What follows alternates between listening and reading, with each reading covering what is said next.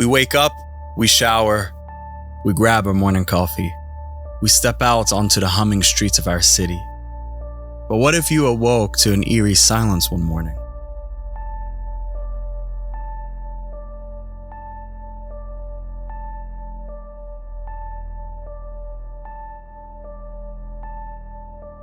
"28 Days Later" forces us into a dreamlike existence, turning the ordinary into the extraordinary, making every familiar sight unfamiliar and menacing.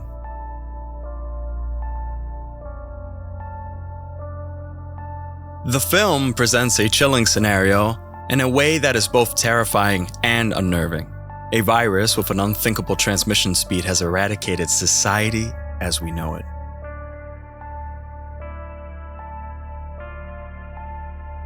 What if you woke up one day to a world which has lost its rhythm, a world that has lost its life, to a world that has lost its human touch?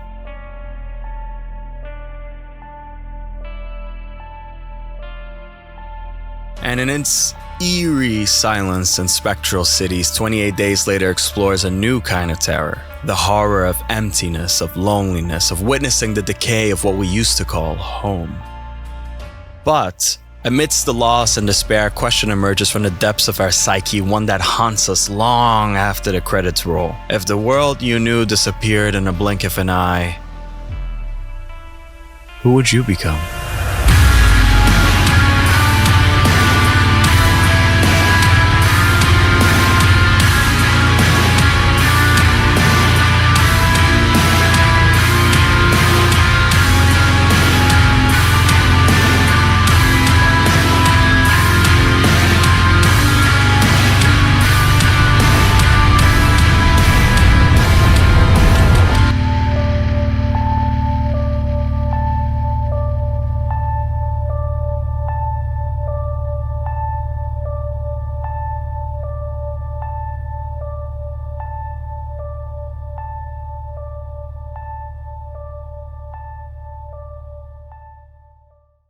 In 2002, director Danny Boyle, screenwriter Alex Garland, and a cast led by Cillian Murphy breathed new life into the zombie genre, crafting a gritty, terrifying, and unexpectedly humanistic film, 28 Days Later. In this video essay, we will explore the innovative methods employed in the making of this groundbreaking film, its aesthetics, themes, music, and the vital cinematography played in shaping its iconic narrative. If you guys make it to the end of this video, be sure to drop a like, subscribe, and check out our other playlists. And as a special reward, at the end, I'll show you an elk. All right, let's get started. I mean, this scene is so gripping visually. Keep away from it. Kinetically shot and on very cheap cameras. Yeah, the mini DVs, which people weren't using that often back then. That's right. Not for feature films. No, that was the first widely distributed feature film that had used that technology. It felt like the right technology to use for the story. Boyle, known for his kinetic visual style and character-driven narratives, teamed with Garland, a scribe known for intricate sci-fi and dystopian stories, to construct a film that's as much a commentary of societal collapse as it is a visceral, nerve-wracking horror flick.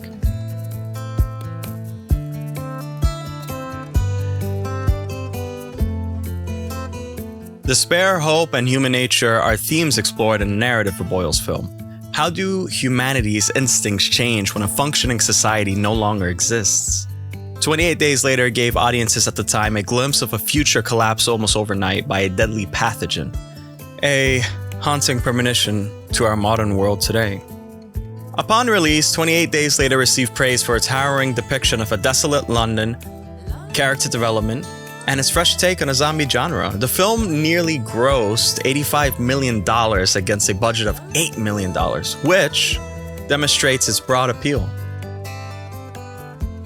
Now you see, previous films in a genre attempted to terrify audiences with supernatural horror elements from the days of cheap Hollywood monster movies, but Boyle took his film a step further by introducing a more scientific and experimental approach to how we perceive the undead.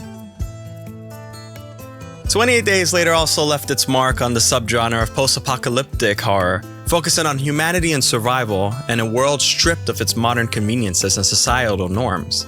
Themes that would be echoed in later works such as The Walking Dead, one of my favorite shows, haters hate. In a time when real-world events often mirror dystopian fiction, 28 Days Later resonates even more.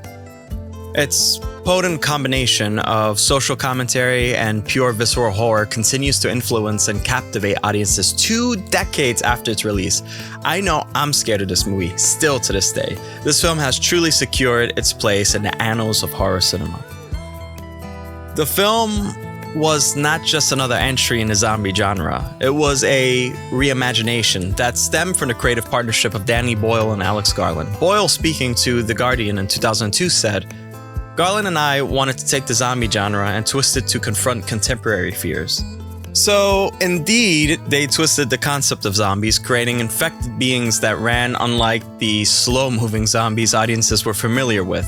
In an interview of IGN, Boyle emphasized, "We had to do something shocking with the genre. That's why we made them move fast." In the annals of cinematic horror, few creatures can match the pervasive, gut-wrenching fear elicited by zombies. An embodiment of our primal fears of death and societal collapse, they have remained a staple in pop culture and still one of my favorite genres till this day. 28 Days Later does not feature the slow, meandering zombies of old. These creatures are fast, aggressive, and horrifyingly real. They are not so much The Walking Dead, but the raging infected, a critical difference that sets the tone for the film. The traditional zombie narrative exemplified by films like Night of the Living Dead and Dawn of the Dead is one of inevitability, hinge on the horror of slow encroachment and societal decay, but the infected of 28 Days Later are a different breed altogether. 28 Days Later excels in invoking an instantaneous fear. It's not about the slow dread and waiting and the anticipation, it's about immediacy, velocity, and the brutal reality of survival.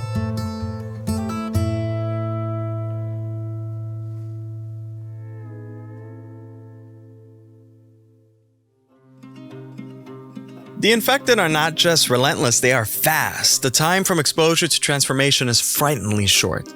This is not just a slow descent into horror, but it is a plummet. The cause of this apocalypse isn't supernatural, but a virus named Rage. This grounding in reality provides a terrifying believability to the narrative. In an era where pandemics are no longer a distant concept, the horror of 28 Days Later hits closer to home. It's not a far-off threat, but something that could potentially happen on our doorstep. Yet, Boyle and Garland don't completely dehumanize these creatures. There are moments when they hint at the human trapped within the infected, making the horror even more visceral. Remember the scene with the infected priest? Or the moment when Jim has to kill an infected child? These instances serve to remind us of the human tragedy at the heart of the story. And finally, 28 Days Later does not shy away from pointing out that sometimes the monsters aren't even the infected, but can be the uninfected. The soldiers, led by Major Henry West, show that even in the face of extinction, the worst parts of humanity can surface. The aesthetics of 28 Days Later were governed by 2 essential principles, realism and minimalism. So in narratology, this is called gritty realism. Boyle and Garland wanted the movie to feel grounded and realistic. This can be seen in the use of everyday locations such as a deserted London, instead of the usual isolated rural settings of zombie films. To accomplish the look of an abandoned city, Boyle and his crew had to film early in the morning, sometimes even as early as 4 a.m. And this required a camera that was light, mobile, and could work effectively in low light. Enter the Canon XL1 digital video camera. This camera, far from the usual film equipment, lent 28 Days Later a distinctive visual aesthetic. The raw, gritty look of the film, almost documentary-like, heightened the sense of realism. The film's cinematography by Anthony Dot Mansell played an essential role in crafting this aesthetic. The unique challenges of the film led to innovative solutions. In an interview with American cinematographer, Mansell said, "We used the Canon's small size to our advantage. This allowed us to place the camera in unusual spots and get really intimate with the characters." Shooting in digital also allowed the crew to maintain the eerie atmosphere of deserted London by minimizing the presence and interference of the crew during shooting. The making of 20 Days Later showcases the power of innovation in filmmaking. It demonstrates how limitations can be turned into creative opportunities, altering the landscape of a genre. And The end result, as actor Cillian Murphy stated in a DVD commentary, was a film that was as much about human nature as about scaring the audience. So with that, the aesthetics and cinematography of 28 Days Later remain as compelling today as they were when the film first released, a testament to the enduring power of innovative filmmaking, a film that, in the words of Danny Boyle himself, wasn't just about horror but the things we feared in reality. So I just want to dive really quick into the music of 28 Days Later. It's one of my favorite scores, honestly. I think a lot of people can agree. I bet everybody loves the song In the House in a Heartbeat. It just gets you so pumped. It makes you want to run away from crazy people and whatnot. So it's a good workout song, by the way.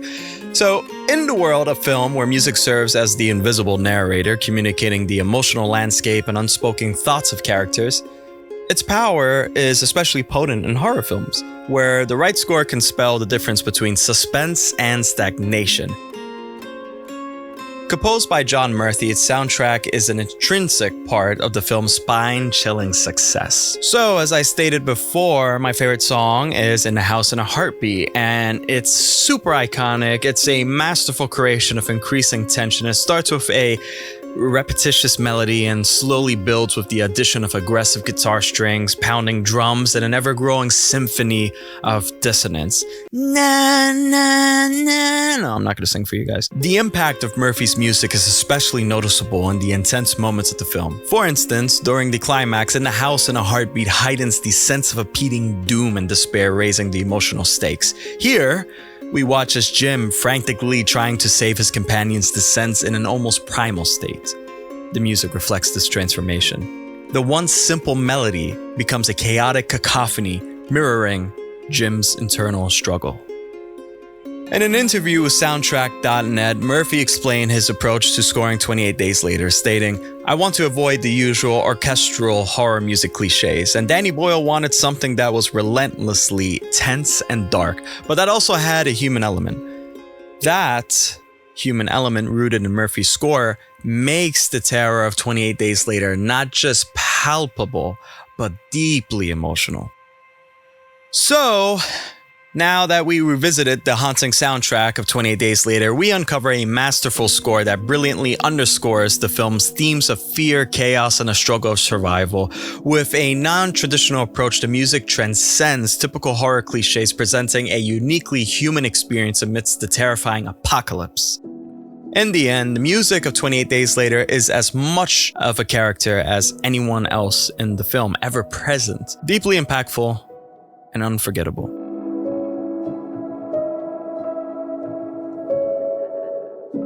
Now, let's talk about the themes in the film.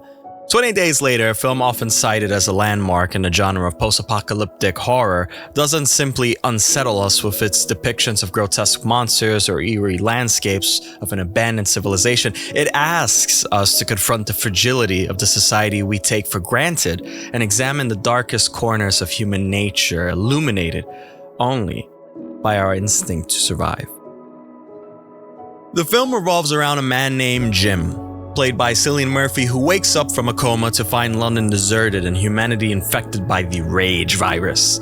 Despite the rampant destruction and bloodshed, Garland's script and Boyle's direction reveal a subtle commentary on societal breakdown, morality, hope, and humanity's unyielding instinct for survival. A reoccurring theme in 28 Days Later is the fragility of civilization. In an interview with BBC in 2002, Danny Boyle expressed his thoughts, saying, "It's about how easy it is for society to break down. The apocalyptic landscape of the film serves as an allegory for this breakdown. Empty streets, looted supermarkets, and makeshift survival posts underline the delicate nature of societal order.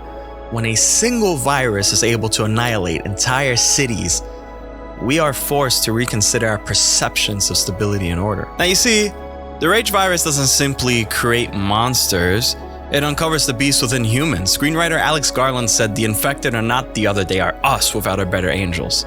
The infected people in the movie are not distant alien creatures, they were once ordinary humans who have lost control over their anger and violence, which is a chilling commentary on the suppressed darkness within humanity. The film doesn't only deal with external threats, but also focuses on internal ones. It offers an intense study of morality when societal norms collapse. The scene where Jim, Selena, and Hannah meet Major West and his soldiers is an exploration of how human beings, even in the face of extinction, can still become victims of their baser instincts, such as lust for power and control. At the climax, even Jim, who begins as a symbol of hope and empathy, succumbs to his darker instincts to save those he cares about, offering a visceral demonstration of survival instinct and the potential for brutality within each of us. Cillian Murphy noted in a 2002 interview, Jim starts as a shell, and innocent, but in order to survive, he has to tap into a primal, savage part of himself. Yet, despite its harrowing portrayal of humanity, 28 Days Later concludes on a note of optimism.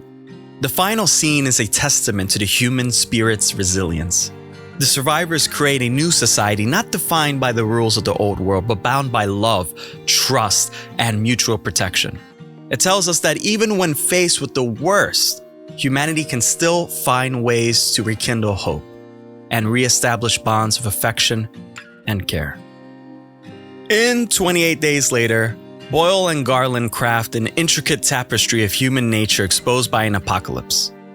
They show us that in the face of societal collapse, humans can transform into monsters or saviors. The choice is ours. So next time you watch this iconic film, look beyond the surface horror. The true terror, and perhaps the real message, lies in what we can become when the trappings of civilization fall away.